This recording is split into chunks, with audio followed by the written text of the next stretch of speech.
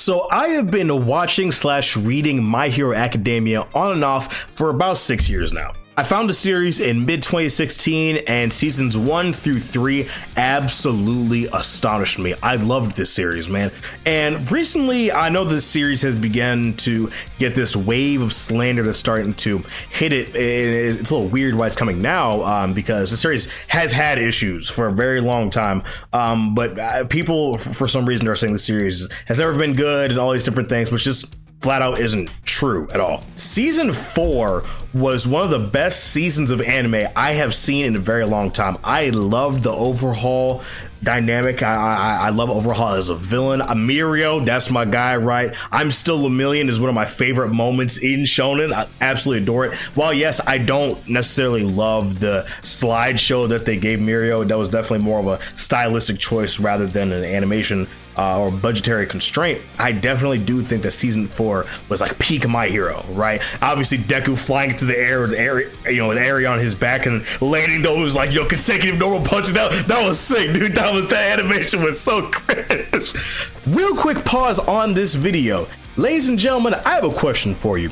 Are you looking for something fashionable and affordable to wear anime related these days? Are you looking for an anime inspired t-shirt, a hoodie, a hat, or even like lights or anything of that nature? Well, boy, I tell you, head on over to animeexpressstore.com and oh yeah, they'll hook you up over there. I actually just copped one of these Megami t-shirts. This thing's actually fire. I'm actually so excited to get it. And ladies and gentlemen, I have a special announcement for y'all. Go ahead at your next checkout, hit code Daffy10 for 10% off your next purchase, man. Oh yeah, we sponsored now, so I can curse in this bitch. Yeah! Remember, Daffy10, DAFFY10 for 10% off on your next purchase, man. And then season 5 happened, man, and season 5 happened, and it was just a uniform disappointment across the fandom. No one really cared about the Endeavor agency arc. I mean, My Villain Academia was censored to all hell, and the tone was just all over the place. Shigaragi's backstory, a lot of people really enjoyed, but a lot of people feel like the Redestro fight wasn't at where it could have been. There were cracks that were starting to form within the fandom. And then season 6 happened, and it just kind of stayed the same. A lot of people enjoyed the Dark Hero arc which pertaining to Deku, and I think they actually did a really nice job as far as the animation and the setting and tone of that. But the beginning just felt kind of out of sorts. My Hero definitely has a ton of problems, right? And I don't think that it's one massive thing, but I think it's death by a million paper cuts. But specifically one point I want to hone in on today is my issue with the protagonist itself, Yumesuke Midoriya. Now, I will say this forthright, I actually really enjoy Midoriya as a protagonist. I don't think he's certainly bad. I think he has a very massive flaw pertaining to one specific dynamic that we'll talk about in a second. But overall, he's a good-hearted kid. He's incredibly smart. He's very intelligent. And I think that his wits combined with the massive amount of quirks that he now has at his disposal makes him a lethal force in pretty much any like a death battle scenario, you know. I'm not a power scaler, but you know what I mean. We've seen Midoriya grow so much over the course of the series, and even now as in the series is in its final stages, he is far removed from the shy little 14-year-old kid that we knew at the beginning of the series, man. He is grown into a young man that is reaching incredible heights, and you love to see it. But today specifically, there is something that has always bothered me, and that is his relationship with Katsuki Bakugo. Let me get this out of the way real quick. I do not dislike Bakugo as a character. I actually really think that his story arc by itself was done rather well. He, slowly began to look at his own faults, and we get, an idea into his psyche, into his mental, and we understand why he acts the way he does. So to an extent, right? And all this culminates in, him taking the staff from Shigaraki in season 6, which I hate the way they did that. It looked so non-life threatening. Again, that was due to censorship things. That was things that were out of the control of the animators in the studio. But the whole Shigaraki fight in season 6 did not look good at all. Did not like the way that looked. They ruined one of my favorite panels, man. And I don't know. I'm kind of butthurt about it. Tangent aside, we go from him taking a stabbing directly to then him apologizing in front of everybody at UA for his actions and saying, hey, this is why I felt this. I was threatened by you. This is why that I felt like you were superior to me, right? Obviously, Bakugo's whole thing is he has this inferiority complex, and to an extent, Midoriya has as well, but that's more of the low self-esteem side. But what I want to talk about is Midoriya's mindset and his relationship with Bakugo, but specifically in the first part of this discussion, I'm going to be talking about his relationship with Bakugo. With his relationship with Bakugo, Izuku never had one negative thought about Bakugo in their entire time they know each other. From chapter 1, we see that Bakugo is a raging asshole, right? We see that Bakugo basically, tells Izuku to jump off a roof, that he'll never be anything, you're terrible, and he starts hitting him with the low tier god, you should kill yourself now! Like, you know what I mean? He's just not a good kid, right? And Izuku thought they were childhood friends and all these different things, but every flashback we see, Bakugo has never liked him. And Izuku always hung around him. It was very weird. I never got the feeling they were friends. Izuku always felt like he was just attached to Bakugo. I feel like a Remora for some reason. I really didn't understand why. To an extent, I understand what Hirokoshi was going for. He wanted to have Midoriya have this dynamic of, oh, I see Bakugo, you're so cool, I want to be like you, but the execution was not there, man. Even when they have their fight, I believe at the end of season 3, after All Might fights All For One, Bakugo challenges Midoriya to a one-on-one because he's like, hey, why am I the reason that All Might lost his powers? This is my fault, and all these different things. This is one of the things that I gotta say, as far as highs and lows, My Hero has some of the best highs that you can pretty much grab out of a lot of superhero media right now, but the lows are just devastating, man. I hate him. But anyway, as I was saying, we go from Bakugo being like, hey, this is why I'm feeling like this. Why am I the reason that All Might doesn't have his powers anymore? What does he see in you? Why are you so different? And Midoriya is pretty reactive, right? He's not really thinking so much about his relationship with Bakugo, and he even goes as far as to say in the middle of their fight, you were this amazing person I always looked up to. And that really puzzles me because I'm sitting here, I'm like, I understand that you go after Bakugo's confidence and the way he just like takes hold of the room and he's these amazing powers. I get that. But as a person, this kid is terrible. This kid is awful. Even his home life, the way he talks to his mom and his dad. Now I get that was more so of a gag and wasn't really supposed to be that deep or anything like that. But even Bakugo's mom is like, hey, my son, he's pretty much had it all. Everyone's pretty much admired him for how strong he is, and he ended up being spoiled for it. And it's so odd to me that Izuku even says, I'm not gonna be your punching bag anymore, but that's about all we see. He has no ill will towards Bakugo, and it makes him out to be spineless. It's so weird to me. You're telling me after years and years of this kid breaking you down, calling you every name in the book, every other comment he's telling you is go die, who cares about you, you're worthless, whatever, and you hold nothing, and I mean nothing towards him. I understand that the story of My Hero, obviously it's one of the more lighter stories that you can really consume at the moment, but it's so weird to me how Izuku holds nothing towards Bakugo. Even it doesn't even cross his mind. I'm not saying he should have a grudge. I'm saying that he should at least confront the idea that, man, Bakugo, I don't need to take this anymore.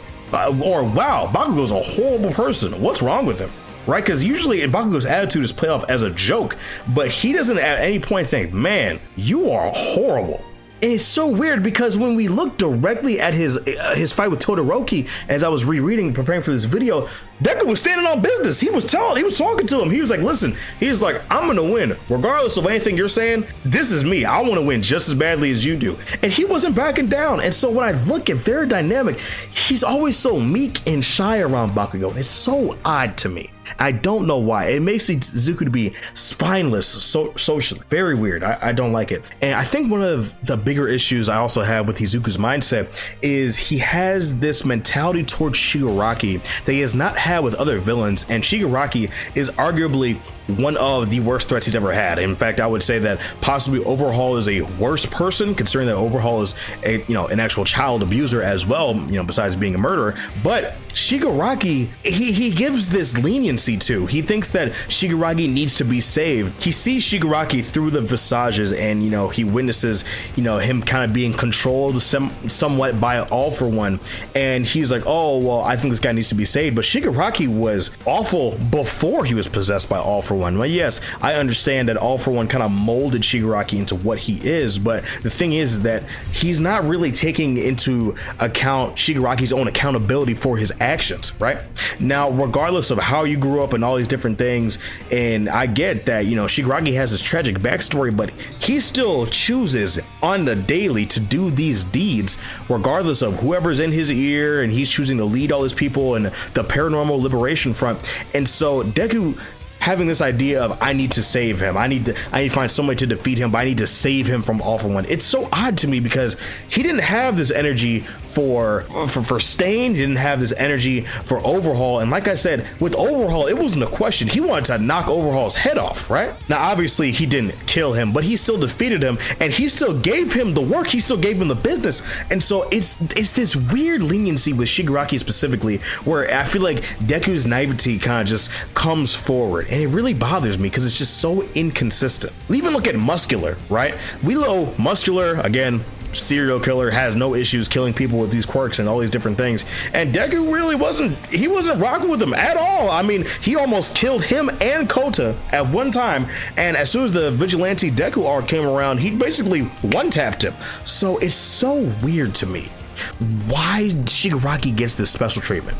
And when I take a step further, talking in the part 2 of this discussion I want to have, I don't like how Izuku still has this bright-eyed, bushy-tailed view of superhero society after everything that he has seen, that was seen with Overhaul, seen with Endeavor. Finding out that the number 2 hero at the time is a abuser, that's crazy work. And he doesn't really think anything of it. He's just like, oh wow, Shoto's been through a lot. He's more focused on Shoto, which I understand. I get that. I have no issue with that. My issue is that you don't look at that and you're like, man, one of the pros is acting like this behind closed doors. That's crazy. That's insane. Even with the family drama in season 5, he's kind of like, that's not really a lot of my business. You know, there are always half steps that the author tries to implement, and it's very frustrating, right? It's incredibly frustrating because even Stain, right?